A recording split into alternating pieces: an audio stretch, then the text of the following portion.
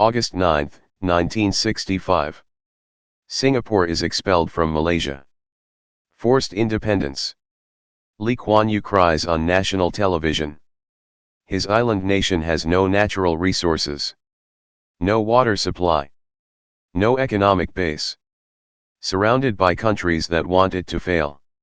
He gives it 50 years. Instead, he builds a miracle. Singapore 1965, 2 million people crammed onto a tiny island smaller than New York City. 70% unemployment. Racial tensions between Chinese, Malays, and Indians ready to explode. No industry.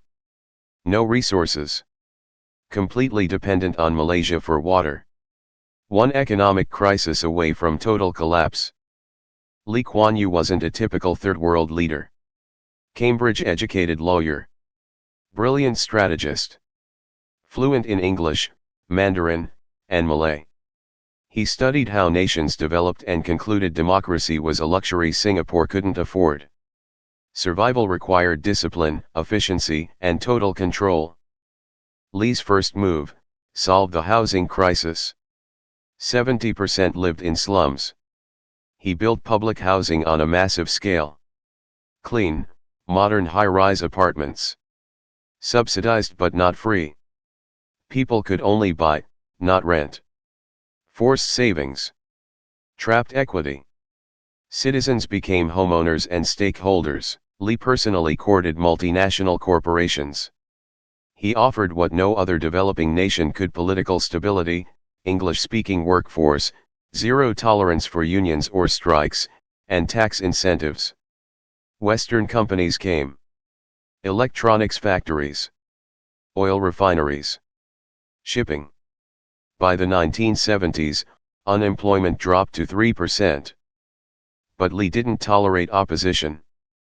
Political rivals were sued into bankruptcy for defamation.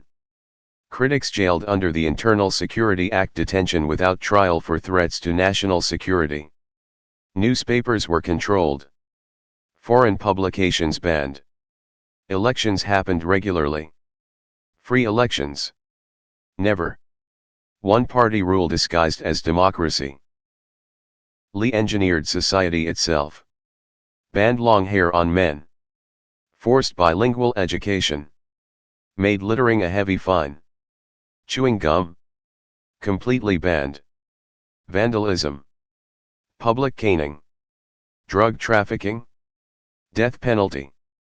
He controlled everything: what you chewed, how you looked, what language you spoke. Singapore became the world's safest, cleanest city. Singapore's greatest vulnerability: no natural water. Completely dependent on Malaysia's supply. Malaysia threatened to cut it off multiple times. Lee's response? Invest billions in desalination plants, water recycling technology, and reservoirs. By the 2000s, Singapore achieved water independence. Turned existential threat into technological triumph. Lee built a ruthless education system.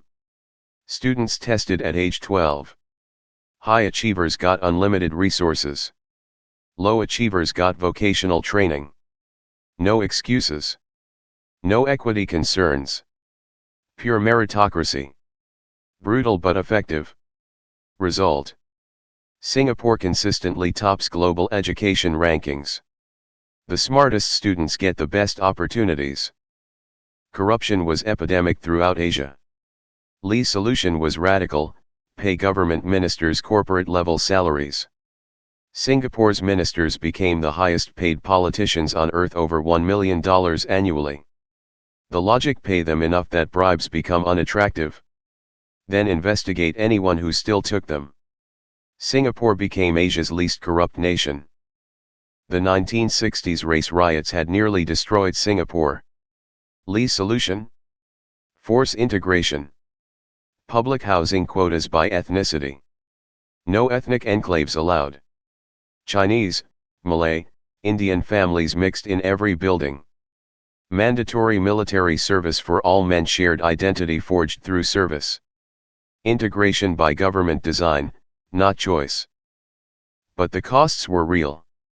Chia Thai Po, detained without trial for 32 years. Longer than Nelson Mandela. His crime? Alleged communist sympathies. No evidence presented. No trial held. Others similarly detained for decades. Political opposition equated with national security threat. By the 1990s, Singapore had achieved the impossible. GDP per capita surpassed most Western nations. Changi Airport became the world's best. The skyline rivaled Manhattan. Formula One races. Michelin-starred restaurants. Luxury shopping. The fishing village had become a global financial capital. March 2015. Lee Kuan Yew dies at 91. He ruled as prime minister for 31 years, then dominated from behind the scenes for 25 more. His son, Lee Hsien Loong, is now prime minister. Dynasty or meritocracy? The model faces its ultimate test. Singapore became a model studied worldwide. China sent delegations to learn authoritarian development. Rwanda tried to replicate it. Vietnam studied the system. But replication proved difficult. The model required something rare: a genuinely competent, development-focused authoritarian. Lee was unique. Copying the system without his capabilities failed repeatedly. Young Singaporeans increasingly question the bargain. Prosperity for freedom. They're educated, traveled, aware. They see democracies with both wealth and liberty. Why choose? But older generations remember poverty and chaos. They'll take efficiency over democracy every time. The social contract faces new pressures. Here's what liberal democracies won't admit: Singapore works. Better healthcare than America. Better education than Britain. Lower crime than anywhere. Higher GDP per capita than former colonial masters. Authoritarianism delivered results democracy couldn't match. Efficiency trumped freedom. That success terrifies Western Democrats. Lee proved benevolent dictatorship can work. But his death raised the question: the model can't answer what happens next. His son continues the policies, but lacks the father's authority and vision. The system depends on extraordinary leadership. Can it survive with ordinary successors? Singapore faces its greatest test: succession. Lee Kuan Yew's legacy is undeniable: prosperity, safety, order. But also control, repression, political imprisonment. Singapore is rich. Singaporeans are comfortable. The trains run on time. But can you call a life without political freedom a good life? Or just a comfortable cage? Lee Kuan Yew proved authoritarian efficiency can deliver prosperity. That's not opinion, it's Singapore's reality. But he never answered the ultimate question: is material success enough? Can humans thrive without freedom to criticize, protest, choose leaders? Singapore is the world's richest authoritarian state. Is that achievement or warning? The answer depends on what you value most: prosperity or liberty, efficiency or freedom, order or choice. Lee chose order. Singapore chose prosperity. They got both.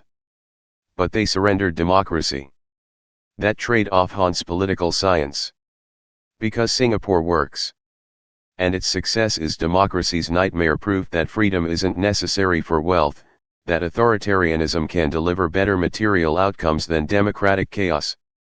Lee's ghost asks every struggling democracy, what if your people would trade their vote for guaranteed prosperity? And what if they'd be right to do so? That question has no comfortable answer. Which is exactly why Singapore matters. The experiment succeeded.